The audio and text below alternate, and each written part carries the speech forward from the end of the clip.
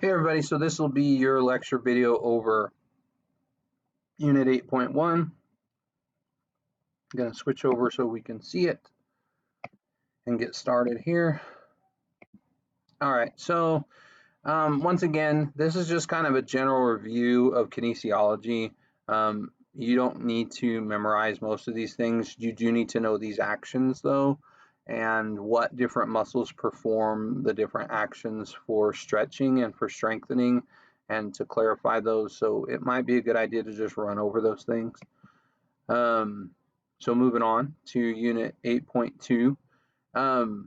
So what we have here is just common pathologies that you will see treated for the shoulder. This is by no means an extensive list of every pathology, but these are the major ones that you'll most commonly see. So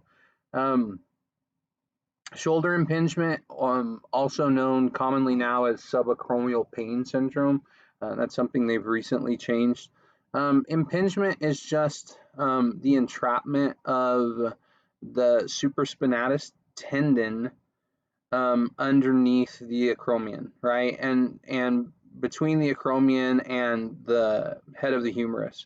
And so that can be something that is impinged all the time, or it can only be impinged with certain actions. So if you'll remember, I talked to you in 125 about making sure that you keep the thumb pointed up towards the body as you perform abduction of the shoulder and shoulder flexion. And the reason for that is it helps turn the head of the humerus and the greater tubercle towards out of the way, and it reduces the risk of shoulder impingement. Okay.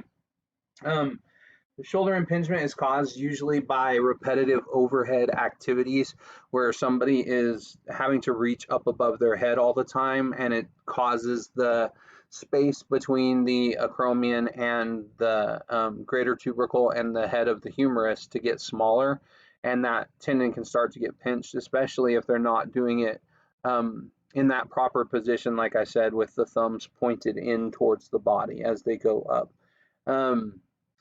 There are different ways to treat that. Sometimes it's also positional, right? If somebody has really drooped forward shoulders, that can cause the position of the acromion to kind of shift and change, right? And it reduces that space. So there are ways we can work on this. There are strengthening and postural correction things and education on good body mechanics and ergonomics, and making sure that if they are lifting above their head, that they're doing it properly and things like that, right?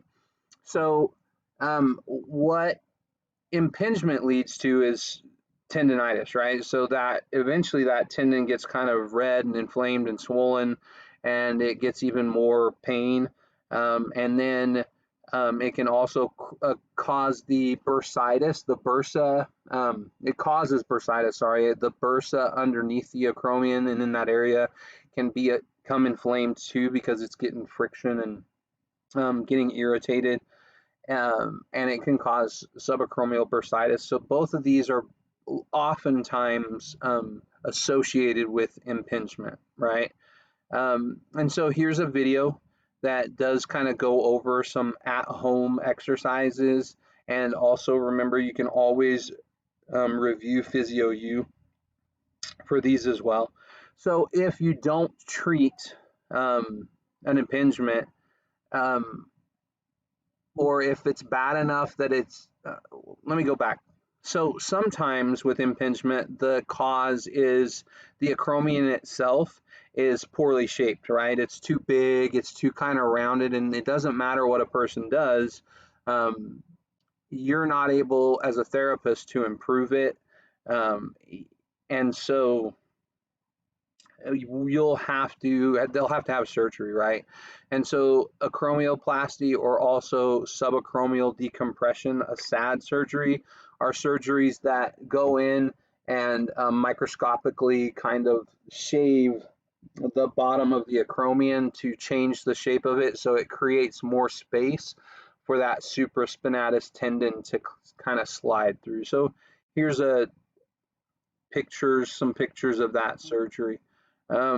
If you don't treat shoulder impingement, it can lead to rotator cuff tears because that tendon is getting rubbed back and forth over that. And if you do that for years, you see this often with pitchers, but with other people as well.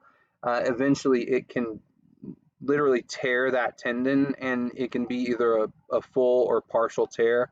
And then oftentimes you'll need to do a rotator cuff tear repair surgery. Not now. Remember, the rotator cuff is that group of four muscles, your